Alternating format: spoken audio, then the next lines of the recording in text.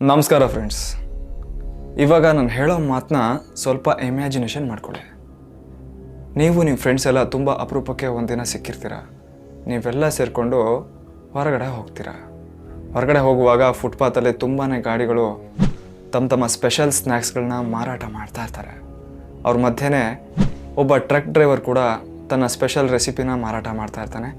ನೀವೆಲ್ಲ ಆ ರೆಸಿಪಿನ ಕೊಂಡ್ಕೊಳ್ತೀರಾ. ಎಲ್ಲರೂ ತುಂಬ ಚೆನ್ನಾಗಿದೆ ಅಂತ ಹೇಳಿ ತಿನ್ಕೊಳ್ತೀರಾ. ಅದಾದಮೇಲೆ ಸ್ವಲ್ಪ ಹೊತ್ತು ಕಾಲ ಕಳೆದ್ಬಿಟ್ಟು ಅವ್ರವ್ರ ಮನೆಗಳಿಗೆ ಹೋಗ್ತೀರಾ. ಮನೆಗಳಿಗೆ ಎಂಟ್ರಿ ಕೊಡ್ತಿದ್ದ ತಕ್ಷಣ ಟಿ ವಿಲಿ ಒಂದು ಖಡಕ್ ನ್ಯೂಸ್ ಬರ್ತಾ ಇರುತ್ತೆ. ಆ ನ್ಯೂಸ್ ಏನಂದರೆ, ಒಬ್ಬ ಸೈಕೋಪಾತ್ ಕೆಲವು ಮನುಷ್ಯರನ್ನು ಕೊಂದಾಕಿ ಅವರ ಬಾಡಿಲಿರೋ ಮಾಂಸವನ್ನು ತೆಗೆದಾಕ್ಬಿಟ್ಟು ಅದನ್ನು ಈ ಮಟನ್ ಕೈಮಾ ರೀತಿಯಲ್ಲಿ ಕಟ್ ಮಾಡಿಬಿಟ್ಟು ಅದನ್ನು ಈ ಬರ್ಗರಲ್ಲಿ ಇಟ್ಬಿಟ್ಟು ಸೇಲ್ ಮಾಡ್ತಾ ಇರ್ತಾನೆ ಅನ್ನೋವಂಥ ಸುದ್ದಿ.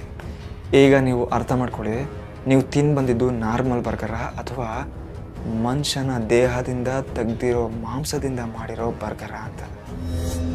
ಹಾಗಿದ್ರೆ ಈ ಮಾನಸಿಕ ಅಸ್ವಸ್ಥ ಯಾಕೆ ಹೇಗೆ ಮಾಡ್ತಾ ಇದ್ದ? ಸುಖ ಸುಮ್ಮನೆ ಮನುಷ್ಯರನ್ನು ಕೊಂದಾಕಿ ಅವರ ಮಾಂಸದಲ್ಲಿ ಬರ್ಗರ್ ಮಾಡಿ ಯಾಕೆ ಸೇಲ್ ಮಾಡ್ತಾ ಇದ್ದ? ಹಾಗಿದ್ರೆ ಇದರ ಹಿಂದೆ ಇರೋ ಕಾರಣನಾದರೂ ಏನು? ಅದೆಲ್ಲವನ್ನ ಈಗ ಹೇಳ್ತೀನಿ ಕೇಳಿ.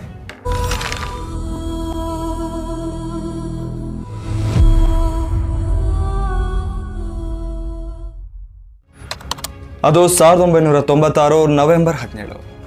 ಅಮೆರಿಕದ ಬಾಲ್ಟಿಮೋರ್ ಸಿಟಿ ಜನರ ಪರಿಸ್ಥಿತಿ ಕೂಡ ಹೀಗೆ ಆಗಿರುತ್ತೆ. ಅವರು ಖುಷಿಪಟ್ಟು ಸೂಪರ್ ಆಗಿದೆ, ಟೇಸ್ಟಿ ಆಗಿದೆ ಅಂತ ತಿಂದಂತಹ ಬರ್ಗರು ನಾರ್ಮಲ್ ಬರ್ಗರ್ ಆಗಿರೋದಿಲ್ಲ, ಬದಲಿಗೆ ಮನುಷ್ಯನ ದೇಹವನ್ನು ತುಂಡರಿಸಿ ಮಾಡಿದ ನಾನ್ ವೆಜ್ ಬರ್ಗರ್ ಆಗಿರುತ್ತೆ. ಈಗ ಕಥೆಗೆ ಬರೋದಾದ್ರೆ ಸ್ನೇಹಿತರೆ, ಜೋ ಮೆಥನಿ ಈತನೇ ಈ ಕಥೆಯ ಒಂದು ಮುಖ್ಯ ಪಾತ್ರ. ಈ ಜೋ ಮೆಥನಿ ಎನ್ನುವಂತಹ ವ್ಯಕ್ತಿ ಏನಿದ್ದಾನೆ, ಈತ ವೇರ್ಹೌಸ್ನಲ್ಲಿ ಟ್ರಕ್ ಡ್ರೈವರ್ ಆಗಿ ಕೆಲಸ ಮಾಡ್ತಾ ಇರ್ತಾನೆ. ಇದಕ್ಕೂ ಮೊದಲು ಈ ಜೋ ಮೆಥನಿ ಅಮೆರಿಕದ ಎಕ್ಸ್ ಆರ್ಮಿ ಮ್ಯಾನ್ ಆಗಿ ಕೂಡ ಕೆಲಸ ಮಾಡ್ತಾ ಇರ್ತಾನೆ. ಆದರೆ ಆರ್ಮಿಯಲ್ಲಿ ಇದ್ದಾಗ ಈತ ಈ ಯುದ್ಧ ಅಂದಮೇಲೆ ಈ ಗಾಯ ನೋವುಗಳು ಎಲ್ಲ ಸರ್ವೇ ಸಾಮಾನ್ಯ. ಆ ಗಾಯದ ನೋವನ್ನು ಮರೆಯೋಕೆ ಈ ಡ್ರಗ್ಸ್ಗೆ ಅಡಿಕ್ಟ್ ಆಗಿರ್ತಾನೆ. ಈ ಡ್ರಗ್ಸ್ಗೆ ಅಡಿಕ್ಟ್ ಆದಂತಹ ಜೋ ಮೆಥನಿ ದಿನದಿಂದ ದಿನಕ್ಕೆ ಡ್ರಗ್ಸ್ನ ತಗೊಳ್ಳೋದು ಜಾಸ್ತಿ ಮಾಡ್ತಾನೆ ಹೋಗ್ತಾನೆ. ಇದು ಸೈನ್ಯಕ್ಕೆ ಗೊತ್ತಾದ ಮೇಲೆ ಆತನಿಗೆ ಸೈನ್ಯದಿಂದ ವಜಾ ಮಾಡಲಾಗುತ್ತೆ. ಅದಾದಮೇಲೆ ಸೈನ್ಯದಿಂದ ಹೊರ ಬರುವಂತಹ ಜೋ ಮೆಥನಿ, ನಾನು ಒಂದು ಜೀವನ ಕಟ್ಕೊಳ್ಬೇಕು, ನನ್ನ ಜೀವನವನ್ನು ಚೆನ್ನಾಗಿ ರೂಪಿಸ್ಕೊಳ್ಬೇಕು ಅಂಥೇಳಿ ಡಿಸೈಡ್ ಮಾಡಿ ಒಂದು ವೇರ್ಹೌಸ್ನಲ್ಲಿ ಟ್ರಕ್ ಡ್ರೈವರ್ ಆಗಿ ಕೆಲಸಕ್ಕೆ ಸೇರ್ಕೋತಾನೆ. ಕೆಲಸಕ್ಕೆ ಸೇರಾದ್ಮೇಲೆ ಒಂದು ಮದುವೆ ಕೂಡ ಮಾಡ್ಕೋಬೇಕು ಅಂತ ನಿಶ್ಚಯ ಮಾಡಿಕೊಂಡು ಮದುವೆ ಕೂಡ ಮಾಡ್ಕೋತಾನೆ. ಹೇಗಿದ್ರೂ ಒಳ್ಳೆ ಜೀವನ ಕಟ್ಕೋಬೇಕು ಅಂತ ಜೋ ಮೆಥನಿ ಡ್ರಗ್ಸನ್ನು ತ್ಯಜಿಸಿರ್ತಾನೆ. ಮದುವೆ ಕೂಡ ಮಾಡಿಕೊಂಡು ಸುಖವಾಗಿರೋ ಜೀವನನ ನಡೆಸ್ತಾ ಇರ್ತಾನೆ. ಆದರೆ ಅವನು ಮದುವೆ ಆಗಿದ್ದಂತಹ ಅವನ ಪತ್ನಿ ಡ್ರಗ್ಸ್ಗೆ ದಾಸಿ ಆಗಿರ್ತಾಳೆ. ಆದರೆ ಅದು ಈತನಿಗೆ ಗೊತ್ತಾಗೋದಿಲ್ಲ. ದಿನ ಕಳೀತಾ ಇದ್ದಂತೆ ಇವನು ದುಡ್ದಂತಹ ದುಡ್ಡೆಲ್ಲ ಕೂಡ ಆತನ ಹೆಂಡತಿ ಖಾಲಿ ಮಾಡೋಕ್ಕೆ ಸ್ಟಾರ್ಟ್ ಮಾಡ್ತಾ ಇರ್ತಾಳೆ.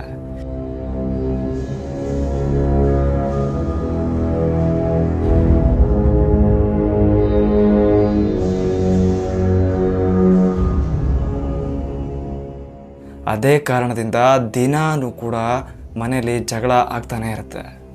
ಒಂದು ದಿನ ಜೋ ಮೆಥನಿ ಕೆಲಸ ಮುಗಿಸ್ಕೊಂಡು ಮನೆಗೆ ಬರ್ತಾನೆ. ಆದರೆ ಆತನ ಹೆಂಡತಿ ಮನೆಯಲ್ಲಿ ಇರೋದೇ ಇಲ್ಲ. ಮೆಥನಿ ಆತನ ಹೆಂಡತಿಗೋಸ್ಕರ ಹೊರಗಡೆ ಎಲ್ಲ ಕಡೆ ಹುಡುಕಾಡ್ತಾನೆ. ಆದರೆ ಆತನ ಹೆಂಡತಿ ಅವನಿಗೆ ಸಿಗೋದೇ ಇಲ್ಲ. ಇದೇ ರೀತಿ 4ರಿಂದ 5 ದಿನ ಆಕೆಗಾಗಿ ಎಲ್ಲ ಕಡೆ ಹುಡುಕ್ತಾನೆ.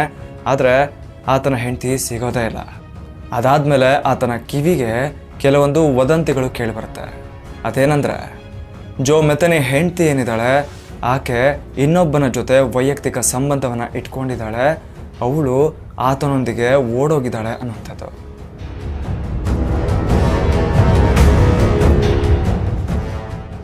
ಅವನು ಕೂಡ ಅವಳಿಗೆ ಮೋಸ ಮಾಡಿ ಜೋ ಮೆಥನಿ ಹೆಂಡತಿಗೆ ವೇಶ್ಯಾವಟಿಕೆಗೆ ಸೇರಿಸಿದ್ದಾನೆ ಅನ್ನೋದು. ಇಷ್ಟೆಲ್ಲ ಕೇಳಾದ್ಮೇಲೂ ಕೂಡ ಜೋ ಮೆಥನಿ ಅವಳ ಹುಡುಕಾಟ ಮಾತ್ರ ನಿಲ್ಲಿಸೋದೇ ಇಲ್ಲ. ಅವಳಿಗೋಸ್ಕರ ಎಲ್ಲ ಕಡೆ ಹುಡುಕಾಡ್ತಾ ಇರ್ತಾನೆ. ಅವಳ ಫೋಟೋನ ಕೆಲವೊಬ್ಬರಿಗೆ ತೋರಿಸಿ ಈ ಲೇಡಿನ ಎಲ್ಲಾದರೂ ನೋಡಿದ್ದೀರಾ ಅಂತ ವಿಚಾರ ಮಾಡ್ತಾನೆ ಇರ್ತಾನೆ. ಎಷ್ಟೋ ಜನಕ್ಕೆ ವಿಚಾರಿಸಾದ್ಮೇಲೆ ಒಬ್ಬ ವ್ಯಕ್ತಿ ಜೋ ಮೆಥನಿಗೆ ಹೌದು, ನಾನು ಈ ಲೇಡಿನ ಒಂದು ಬ್ರಿಡ್ಜ್ ಮೇಲೆ ನೋಡಿದ್ದೆ ಅಂತ ಹೇಳ್ತಾನೆ. ತಕ್ಷಣ ಜೋ ಮೆಥನಿ ಅವನ ಮಾತು ಕೇಳಿ ಆ ಬ್ರಿಡ್ಜ್ ಎಲ್ಲಿದೆ ಅಂತೇಳಿ ಹುಡ್ಕೊಂಡು ಅಲ್ಲಿಗೂ ಅವನ ಪತ್ನಿಯನ್ನ ಹುಡ್ಕೊಂಡು ಹೋಗ್ತಾನೆ. ಆದ್ರೆ ಅಲ್ಲಿ ಅವನ ಪತ್ನಿ ಸಿಗೋದಿಲ್ಲ, ಬದಲಿಗೆ ಇಬ್ರು ಹುಡುಗರು ಸಿಗ್ತಾರೆ. ಆ ಹುಡುಗರನ್ನ ಈ ಫೋಟೋದಲ್ಲಿರುವ ವ್ಯಕ್ತಿಯನ್ನ ಎಲ್ಲರೂ ನೋಡಿದ್ದೀರಾ ಅಂತ ಕೇಳ್ತಾನೆ. ಅಲ್ಲಿ ಆತನ ಹೆಂಡತಿ ಸಿಗೋದಿಲ್ಲ, ಬದಲಿಗೆ ಇಬ್ರು ಹುಡುಗರು ಸಿಗ್ತಾರೆ. ಆ ಇಬ್ರು ಹುಡುಗರು ನಾವು ಈ ಫೋಟೋದಲ್ಲಿರುವ ಲೇಡಿಯನ್ನ ನೋಡಿಲ್ಲ ಅಂತ ಹೇಳ್ತಾರೆ. ಮೊದಲೇ ಹೆಂಡತಿಯನ್ನು ಕಳ್ಕೊಂಡ ದುಃಖದಲ್ಲಿದ್ದಂತಹ ಜೋ ಮೆಥನಿ ತನಗೆ ಮೋಸ ಮಾಡಿದ್ಲು, ತನಗೆ ದ್ರೋಹ ಮಾಡಿದ್ಲು ಅನ್ನುವಂತಹ ಎಲ್ಲ ಭಾವನೆಗಳು ಸೇರಿ ಅವನಿಂದ ಒಂದು ದೊಡ್ಡ ತಪ್ಪನ್ನ ಮಾಡಿಸೇ ಬಿಡುತ್ತೆ. ಅದೇನಂದ್ರೆ, ಟ್ರಕ್ಕಲ್ಲಿ ಹೋಗಿದ್ದಂತಹ ಜೋ ಮೆಥನಿ ತನ್ನ ಟ್ರಕ್ಕಲ್ಲಿದ್ದಂತಹ ಒಂದು ಕೊಡ್ಲಿಯಿಂದ ಆ ಇಬ್ಬರು ಹುಡುಗರನ್ನ ಬರ್ಬರವಾಗಿ ಕೊಂದಾಕ್ಬಿಡ್ತಾನೆ.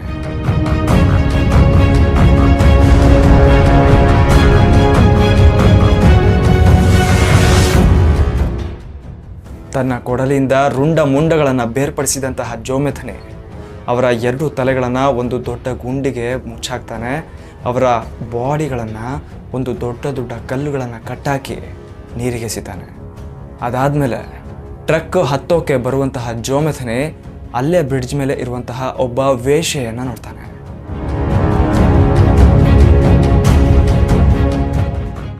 ಆ ವೇಶ್ಯೆಗೆ ನೋಡಿದ ತಕ್ಷಣನೇ ಜೋ ಮೆಥನಿಗೆ ತನ್ನ ಹೆಂಡತಿಯ ನೆನಪಾಗುತ್ತೆ. ತಕ್ಷಣ ಆ ವೇಶ್ಯೆ ಹತ್ರ ಹೋಗಿ, ನನ್ನ ಟ್ರಕ್ಕಲ್ಲಿ ಕೆಲವೊಂದು ಸಾಮಗ್ರಿಗಳು ಚಲ್ಲಾಪಿಲ್ಲಿ ಆಗಿದೆ, ಅದನ್ನು ಸರಿಪಡಿಸೋಕೆ ಸ್ವಲ್ಪ ಹೆಲ್ಪ್ ಮಾಡ್ತೀಯಾ ಅಂತ ಕೇಳಿ ಅವಳಿಗೆ ಪುಸಲಾಯಿಸಿ ಆ ಟ್ರಕ್ ಒಳಗೆ ಬರುವಂತೆ ಮಾಡ್ತಾನೆ. ಟ್ರಕ್ಕಲ್ಲಿ ಬರುವಂತಹ ವೇಶ್ಯೆ ಮೊದಲು ಟ್ರಕ್ಕಲ್ಲಿ ಯಾವುದೇ ಸಾಮಗ್ರಿಗಳು ಇಲ್ಲದಿರುವುದನ್ನು ನೋಡಿ ಗಾಬರಿ ಆಗ್ತಾಳೆ. ತಕ್ಷಣ ಅವಳ ಮೈ ಮೇಲೆ ಎರಗುವ ಈ ಜೋ ಮೆಥನಿ ಆಕೆಗೆ ಕೆಟ್ಟದಾಗಿ ಬಲಾತ್ಕಾರ ಮಾಡಿ ಆಕೆಗೆ ಅಲ್ಲೇ ಬರ್ಬರವಾಗಿ ಕೊಂದಾಕ್ತಾನೆ. ವೇಶ್ಯೆಯನ್ನು ಕೂಡ ಇದೇ ರೀತಿ ಬರ್ಬರವಾಗಿ ಕೊಲೆ ಮಾಡುವಂತಹ ಜೋ ಮೆಥನಿ ಅವಳ ರುಂಡ ಮುಂಡಗಳನ್ನು ಸಪರೇಟ್ ಮಾಡಿ ಅದನ್ನು ಬ್ರಿಡ್ಜ್ ಕೆಳಗೆ ತೆಗೆದುಕೊಂಡು ಹೋಗಿ ರುಂಡನ ಒಂದು ಗುಂಡಿಯಲ್ಲಿ ಮುಚ್ತಾನೆ. ಅವಳ ಬಾಡಿಗೆ ಒಂದು ಕಲ್ಲು ಕಟ್ಟಿ ನೀರಿಗೆ ಎಸಿತಾನೆ. ಅದಾದಮೇಲೆ ಆ ಬ್ರಿಡ್ಜ್ ಕೆಳಗೆ ಪಕ್ಕದಲ್ಲೇ ಇದ್ದಂತಹ ಒಬ್ಬ ಮೀನುಗಾರನ ಮೇಲೆ ಈ ಜೋ ಮೆಥನಿ ಸಂಶಯ ಪಡ್ತಾನೆ. ಯಾಕಂದ್ರೆ ಆಲ್ರೆಡಿ ಅವನು ಮಾಡಿರೋ ಈ ಕೊಲೆಗಳನ್ನು ಈತ ನೋಡಿರಬಹುದು ಅನ್ನೋ ಕಾರಣಕ್ಕೆ. ಹಾಗಾಗಿ ನಿಧಾನವಾಗಿ ಅವನ ಹಿಂದೆನೇ ಹೋಗ್ತಾನೆ. ಕೈಯಲ್ಲಿರೋ ಕೊಡ್ಲಿನ ಅವನ ತಲೆಗೆ ಬಲವಾಗಿ ಹೊಡೆದು ಅವನನ್ನು ಕೊಂದು ಥೇಟು 3 ಕೊಲೆಗಳನ್ನು ಹೇಗೆ ಮಾಡಿದ್ನೋ, ರುಂಡ ಬೇರೆ ದೇಹ ಬೇರೆ ಹೇಗೆ ಮಾಡಿ ನೀರಿಗೆ ಎಸೆದ್ನೋ ಅದೇ ರೀತಿಯಲ್ಲಿ ಈತನ ಕೊಲೆಯನ್ನು ಮಾಡಿ ಅದನ್ನು ಅಲ್ಲೇ ಮುಚ್ಚಾಕಿ ತನ್ನ ಟ್ರಕ್ ಹತ್ರ ಹೋಗ್ತಾನೆ. ಇದಾದ್ಮೇಲೆ ಟ್ರಕ್ ಹತ್ರ ಹೋಗುವಂತಹ ಜೋ ಮೆಥನಿ ಆಲ್ರೆಡಿ ಈ ವೇಶ್ಯೆಗೆ ಕೊಂದಾಕ್ಬಿಟ್ಟಿರ್ತಾನೆ. ಆ ದೇಹವನ್ನು ಮನೆಗೆ ತೊಗೊಂಡು ಹೋಗಿ ಅವನ ಮನೆ ಹಿಂದೆ ಹಿತ್ತಲಲ್ಲಿ ಹೂತಾಕ್ತಾನೆ. ಹೀಗೆ ಭಾವನೆಗಳಿಗೆ ಬೆಲೆ ಇಲ್ಲದೆ ಜೋ ಮೆಥನಿ ಒಂದೇ ದಿನಕ್ಕೆ 4 ಕೊಲೆಗಳನ್ನು ಮಾಡಿ ಮುಗಿಸಿರ್ತಾನೆ. ಅದಾದಮೇಲೆ 6 ತಿಂಗಳು ಯಾವುದೇ ತಾಪತ್ರಯ ಇರೋದಿಲ್ಲ, ಆರಾಮಾಗಿ ಜೀವನ ಕಳೀತಾ ಇರ್ತಾನೆ. ಅದಾದಮೇಲೆ ಅವನ ತಲೆಗೆ ಏನು ಬರುತ್ತೋ ಗೊತ್ತಿಲ್ಲ, ಹಿತ್ತಲಲ್ಲಿರುವಂತಹ ಆ ವೇಶ್ಯೆಯ ಹೆಣವನ್ನು ಮತ್ತೆ ಗುಂಡಿ ತೆಗೆದು ಅದನ್ನು ಮೇಲೆತ್ಬಿಟ್ಟು ಆ ಹೆಣನ ನೀಟಾಗಿ ತೊಳೆದು ಅದನ್ನು ತಿಂದು ಖುಷಿ ಪಡ್ತಾನೆ. ಸ್ನೇಹಿತರೆ, ಈ ಮ್ಯಾಟ್ರನ್ನ ಕೇಳೋದಕ್ಕೆ ನಮಗೆ ಇಷ್ಟೊಂದು ಅಸಹ್ಯವಾಗ್ತಾ ಇದೆ ಅಂದರೆ ಇಂತಹ ನೀಚ ಕೃತ್ಯವನ್ನು ಮಾಡಿರುವಂತಹ ಈ ಜೋ ಮೆಥನಿಯ ಆಲೋಚನೆ ಇನ್ನೆಷ್ಟು ಕ್ರೂರವಾಗಿರ್ಬೇಡ, ನೀವು ಒಂದ್ಸಲಿ ಯೋಚನೆ ಮಾಡಿ. ಇಷ್ಟೆಲ್ಲ ಕತೆ ಮುಗಿದ್ಮೇಲೆ ಈ ನರಭಕ್ಷಕನಿಗೆ ಆಲ್ರೆಡಿ ಆ ಬ್ರಿಡ್ಜ್ ಕೆಳಗೆ ಸತ್ತಂತಹ ಆ 2 ಹುಡುಗರ ಕೇಸ್ ಮೇಲೆ ಜೈಲಿಗೆ ಹಾಕ್ತಾರೆ. ಆದರೆ ಈ ಜೋ ಮೆಥನಿ ಸಾಕ್ಷ್ಯಾಧಾರಗಳು ಬಲವಾಗಿ ಇರದೇ ಇರೋ ಕಾರಣಕ್ಕೆ ಆರಾಮಾಗಿ ಜೈಲಿಂದ ಹೊರಗೆ ಬರ್ತಾನೆ. ಇಲ್ಲಿಂದ ಹೊರಗೆ ಬರ್ತಾ ಇರಬೇಕಾದ್ರೆ ಒಂದು ಸೂಪರ್ ಐಡಿಯಾನ ತಲೆಯಲ್ಲಿ ಇಟ್ಕೊಂಡೇ ಬಂದಿರ್ತಾನೆ. ಅದೇನಂದ್ರೆ ಈ ಬರ್ಗರನ್ನು ಸೇಲ್ ಮಾಡೋದು. ಅದು ಅಂತಿಂಥ ಬರ್ಗರ್ ಅಲ್ಲ, ನರಮಾನವರ ಮಾಂಸವನ್ನು ಕಡಿದು ಮಾಡಿದಂತಹ ನಾನ್ ವೆಜ್ ಬರ್ಗರು.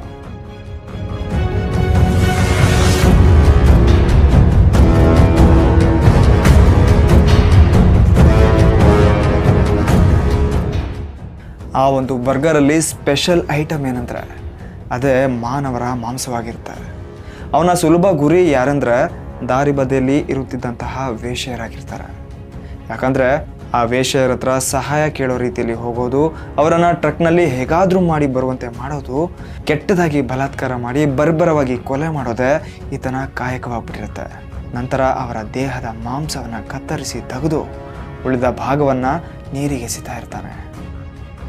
ಹಾಗಿದ್ರೆ ಈ ವೇಶ್ಯರನ್ನ ಕೊಲೆ ಮಾಡೋದಂತೂ ಸತ್ಯ, ಆದರೆ ಇವರ ದೇಹವನ್ನ ಅವರು ನೀರಿಗೆ ಎಸ್ತಿದ್ಯಾಕೆ? ಯಾಕಂದ್ರೆ ಇಲ್ಲೂ ಒಂದು ಕಾರಣ ಇದೆ. ದೇಹವನ್ನ ರುಂಡ ಬೇರೆ ದೇಹ ಬೇರೆ ಮಾಡಿ ನೀರಿಗೆ ಎಸೆದ್ರೆ ಅದಕ್ಕೆ ಸಾಕ್ಷ್ಯಾಧಾರಗಳು ಸಿಗೋದು ಕಷ್ಟ ಅಂತ ಜೋ ಮೆಥನಿಗೆ ಮೊದಲೇ ತಿಳಿದಿರುತ್ತೆ. ಹಾಗಾಗಿ ಈ ಕೊಂದಾಕಿದಂತಹ ವೇಶ್ಯರ ದೇಹವನ್ನ ರುಂಡ ಬೇರೆ ದೇಹ ಬೇರೆ ಮಾಡಿ ನೀರಿಗೆ ಎಸಿತಾ ಇರ್ತಾನೆ. ಒಂದು ವೇಳೆ ಆ ಶವ ಯಾರಿಗೆ ಕೂಡ ಸಿಕ್ಕರೂ ಸಹ ಅದು ಯಾರ್ದು ಅಂತ ಯಾರಿಗೂ ಕೂಡ ಕಂಡುಹಿಡಿಯೋಕೆ ಸಾಧ್ಯವಾಗ್ತಾ ಇರಲಿಲ್ಲ. ಯಾಕಂದ್ರೆ ಈ ನರಭಕ್ಷಕ ಆ ದೇಹದ ಎಲ್ಲ ಮಾಂಸವನ್ನು ಕತ್ತರಿಸಿ ತೆಗೆದು ಬರೀ ಆ ದೇಹದ ಮೂಳೆಗಳನ್ನು ಮಾತ್ರ ನೀರಿಗೆ ಎಸಿತಾ ಇರ್ತಾನೆ.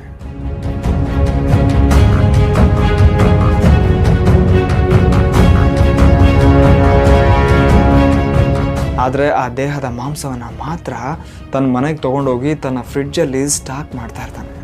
ಸಂಜೆ ಆಗಿದ ತಕ್ಷಣವೇ ತನ್ನ ಬರ್ಗರ್ ಅಂಗಡಿನ ತೆಗೆದು ಆಲ್ರೆಡಿ ಆ ಮಾಂಸವನ್ನು ಕೀಮಾ ರೀತಿಯಲ್ಲಿ ರೆಡಿ ಮಾಡಿಟ್ಟಿರ್ತಾನೆ. ಅದನ್ನು ಈ ಬರ್ಗರಲ್ಲಿ ಇಟ್ಟು ಜನರಿಗೆ ರುಚಿ ರುಚಿಯಾದ ಬರ್ಗರನ್ನು ಸೇಲ್ ಮಾಡ್ತಾ ಇರ್ತಾನೆ. ಆದರೆ ಯಾವುದೇ ಜನಗಳಿಗೂ ಅದು ಯಾವ ಮಾಂಸ ಏನು ಅಂತ ತಿಳ್ಕೊಳ್ಳದೆ ತಿಂತಾ ಇರ್ತಾರೆ. ಆದರೆ ಪಾಪ ಆ ಜನಗಳು ಎಂಥ ಅಮಾಯಕರಂದ್ರೆ ಅವನು ಈ ಬರ್ಗರಲ್ಲಿ ಇಡ್ತಾ ಇರೋದು ಯಾವ ಮಾಂಸ ಏನು ಅಂತ ಸ್ವಲ್ಪನೂ ಯೋಚನೆ ಮಾಡದೆ ಸಖತ್ತಾಗಿ ತಿಂದೋಗ್ತಾ ಇರ್ತಾರೆ. ಆದರೆ ಅದರಲ್ಲೂ ಕೆಲವೊಬ್ಬರು ಇದು ಏನೋ ಒಂಥರ ಟೇಸ್ಟ್ ಬೇರೆ ಥರನೇ ಇದೆ ಅಂತ ಏನಾದರೂ ಕೇಳಿದ್ರೆ ಹೌದು ಇದು ಹೊಸ ತಳಿಯ ಹಂದಿ ಮಾಂಸ ಅಂತ ಅವರಿಗೆ ಸುಳ್ಳು ಹೇಳ್ತಾ ಇರ್ತಾನೆ.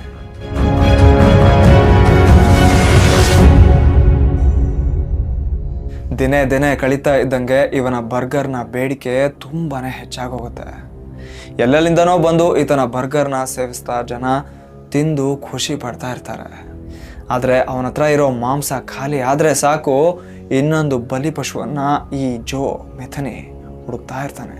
ಇದೇ ರೀತಿ ಮಾಂಸದ ಬರ್ಗರ್ ಮಾಡುವಂತಹ ಜೋ ಮೆಥನಿ ಬರೋಬ್ಬರಿ 13 ವೇಶ್ಯರನ್ನು ಕೊಂದು ಅವರ ಮಾಂಸದಲ್ಲಿ ಈ ಭರ್ಜರಿ ಬರ್ಗರನ್ನು ಮಾಡಿ ಇಡೀ ಅಮೆರಿಕದ ಜನರಿಗೆ ತಿನ್ನಿಸ್ತಾ ಇರ್ತಾನೆ. ಆದರೆ ಈ ಮಂಕು ಜನರಿಗೆ ಬುದ್ಧಿ ಇಲ್ಲದೆ ಅದನ್ನೇ ತಿಂದು ಖುಷಿ ಪಡ್ತಾ ಇರ್ತಾರೆ.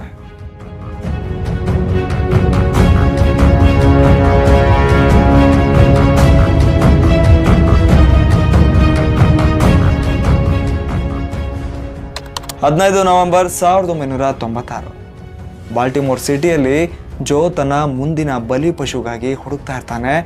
ಆಗ ಅವನ ಕಣ್ಣಿಗೆ ಬೀಳುವಂತಹ ವೇಶ್ಯೆಯೇ ರೀಟಾ ಅಂತ. ಯಾವಾಗಲೂ ಮಾಡೋ ರೀತಿಯಲ್ಲೇ ಜೋ ಅವಳ ಹತ್ರನೂ ಹೋಗಿ ಸಹಾಯ ಕೇಳ್ತಾನೆ. ಅದಕ್ಕೆ ಆ ರೀಟಾ ಒಪ್ಕೊಳ್ತಾಳೆ. ಸಹಾಯ ಮಾಡೋಕೆ ಮುಂದಾದಂತಹ ರೀಟಾ ಟ್ರಕ್ಕಲ್ಲಿ ಇರುವಂತಹ ರಕ್ತವನ್ನು ನೋಡಿ ಒಂದೇ ಸರಿ ಶಾಕ್ಗೆ ಒಳಗಾಗ್ತಾಳೆ. ಆ ರಕ್ತನ ನೋಡಿ ಜೋ ಮೆಥನಿ ಮೇಲೆ ಅವಳಿಗೆ ಸಖತ್ ಅನುಮಾನ ಶುರುವಾಗುತ್ತೆ. ತಕ್ಷಣ ಜೋ ಮೆಥನಿ ಅವಳಿಗೆ ತಳ್ಳಿ ಹೇಗಾದರೂ ಬೀಳಿಸಿ ಸಾಯಿಸೋಣ ಅಂತೇಳಿ ಟ್ರೈ ಮಾಡ್ತಾನೆ. ಆದರೆ ರೀಟಾ ಅಲ್ಲಿಂದ ತಪ್ಪಿಸ್ಕೊಂಡು ಹೊರಗೋಡೋಗ್ತಾಳೆ. ಅಲ್ಲಿಂದ ತಪ್ಪಿಸ್ಕೊಂಡು ಸ್ಪೀಡಾಗಿ ಓಡೋಗುವಂತಹ ಈ ರೀಟಾ ಸೀದಾ ಹೋಗೋದು ಪೊಲೀಸ್ ಸ್ಟೇಷನ್ಗೆ. ಇಲ್ಲಿ ನಡೆದಂತಹ ಎಲ್ಲ ಮ್ಯಾಟ್ರನ್ನ ವಿವರವಾಗಿ ಪೊಲೀಸರಿಗೆ ತಿಳಿಸ್ತಾಳೆ. ರೀಟಾಳ ಈ ಮಾಹಿತಿಯನ್ನು ಕಲೆ ಹಾಕುವಂತಹ ಪೊಲೀಸರು ಜೋ ಮೆಥನಿಯ ಬೆನ್ನು ಬೀಳ್ತಾರೆ. ಕೇವಲ ಒಂದೇ ಒಂದು ದಿನದೊಳಗೆ ಪೊಲೀಸರು ಈ ಜೋ ಮೆಥನಿಗೆ ಬಂಧಿಸ್ತಾರೆ. 1994ರಿಂದ 1996 ಅವಧಿಯಲ್ಲಿ ಜೋ ಒಟ್ಟು 13 ಕೊಲೆಗಳನ್ನು ಮಾಡಿರುವುದಾಗಿ ಸ್ವತಃ ತಾನೇ ಒಪ್ಕೊಳ್ತಾನೆ. ತಾನು ಕೊಂದ ಆ ಮೀನುಗಾರರ ಸಾವಿಗೂ ಕೂಡ ಕ್ಷಮೆ ಬಿಡ್ತಾನೆ. ಹಾಗೆ ಮತ್ತೆಲ್ಲ 12 ಮಂದಿಯೂ ಸಹ ಆ ಸಾವಿಗೆ ಯೋಗ್ಯರು ಅಂತ ಹೇಳ್ತಾನೆ. ಯಾಕಂದರೆ ತನ್ನ ಹೆಂಡತಿ ಮಾಡಿದಂತಹ ಆ ಕೃತ್ಯನೇ ಇದಕ್ಕೆಲ್ಲ ಕಾರಣ ಅಂತ ಹೇಳ್ಬೋದು. ಇದಾದ್ಮೇಲೆ ಈ ನರಭಕ್ಷಕನಿಗೆ ಜೀವಾವಧಿ ಶಿಕ್ಷೆ ನೀಡಲಾಗುತ್ತೆ. ಆದರೆ ಆಗಸ್ಟ್ 15ರಂದು ಜೋ ತನ್ನ ಕೊಠಡಿಯಲ್ಲಿ ನಿಗೂಢವಾಗಿ ಸಾವನ್ನಪ್ತಾನೆ. ಇಂದಿಗೂ ಸಹ ಆತನ ಸಾವು ನಿಗೂಢವಾಗಿಯೇ ಉಳಿದಿದೆ.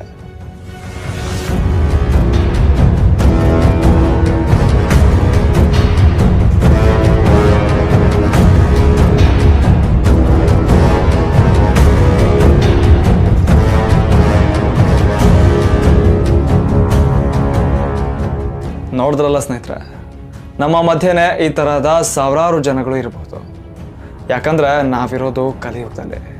ಹಾಗಾಗಿ ಒಂದೊಂದು ದಿನ ಒಂದೊಂದು ಕ್ಷಣನೂ ನಾವು ಎಚ್ಚರವಾಗಿ ಇರಬೇಕು ಅಂತ ಹೇಳ್ತಾ ಇವತ್ತಿನ ಈ ವಿಡಿಯೋವನ್ನು ಮುಗಿಸ್ತಾ ಇದ್ದೀನಿ.